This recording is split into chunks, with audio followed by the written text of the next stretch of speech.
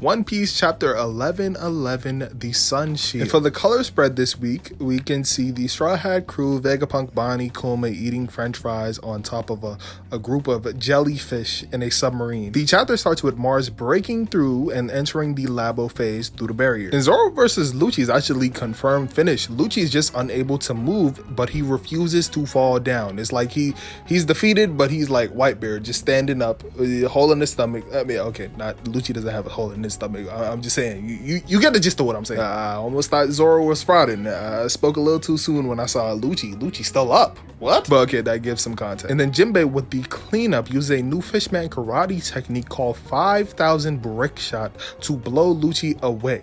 And then he takes Zoro with him to meet up with the rest of their Nakama. And we actually see Mars arrive at the place where Lucci ended up when he got sent flying by Jinbei's attack, while Lucci is turning back into his human form. And Lucci reports to Mars everything he knows and says Vegapunk's message will begin in 6 minutes. Mars compliments Lucci and flies towards the laboratory. Compliment? He just lost.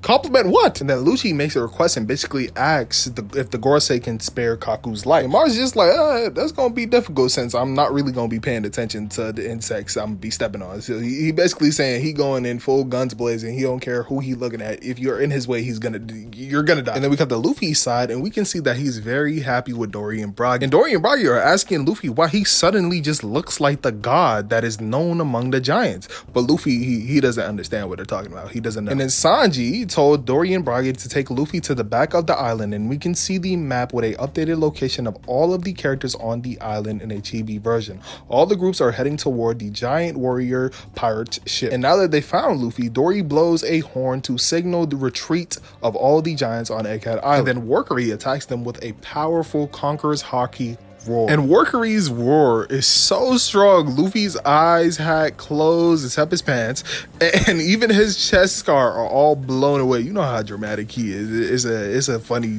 panel. And Dory is shocked seeing what happened to Luffy. In his Haki's range, it reaches even the marine battleships in the sea, and the marines start fainting. And then Workery turns 2 of his fangs into blades and starts attacking Luffy. But then Dory and Bragi uses Sibylline Sun Shield to block Workery's attack. And Sibylline, I think I'm saying that right, is a legendary shield in Nordic mythology, which stands in the front of the sun, protecting the world from her heat. And then Dory and Bragi uses an attack together called a separation to push Workery back. And then Saturn attacks Dory and Bragi, spitting venom explosive balls at them. But Luffy conjures a baseball bat and a cap and hits all the venom balls back. Like, bro, this really is the most ridiculous power in the world. And the venom ball causes a huge explosion that engulfs Saturn, Workery, and Jupiter. And that gives time for Luffy, Dory, and Bragi to run as the 3 members of the 5 elders start recovering. And then Luffy stating the obvious, they didn't take any damage. They must be immortal. And Dory or Bragi is just like, we haven't heard of any power or even a race that can do that. And then we see montages of all of the groups heading to the warrior giant pirate ship. And Bonnie's group arrives first, but then they see a bunch of vice admirals just there waiting for them. And Mars reaches the room where York is inside the lab, and he asks her, where's Vegapunk's broadcast? And we see Kizaru is still lying down on the marine battleship, and he's covering his eyes with his arm. And you know, the marine fodder, Kizaru, please let us treat your wounds. And Kizaru is just like, indeed, I'm wounded.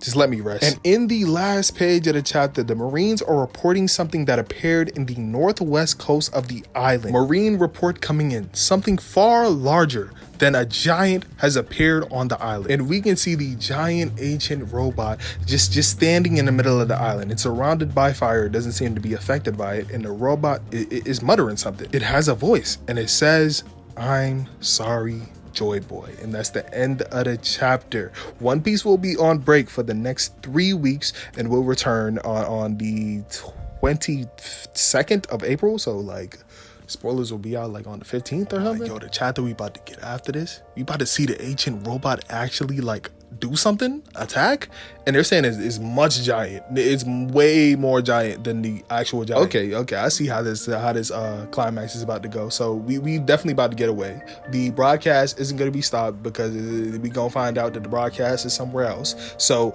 we gonna be able to get off the island while the ancient robot holds off the Gorosei, and then we head over to Elbaf. Simple. Yo, okay.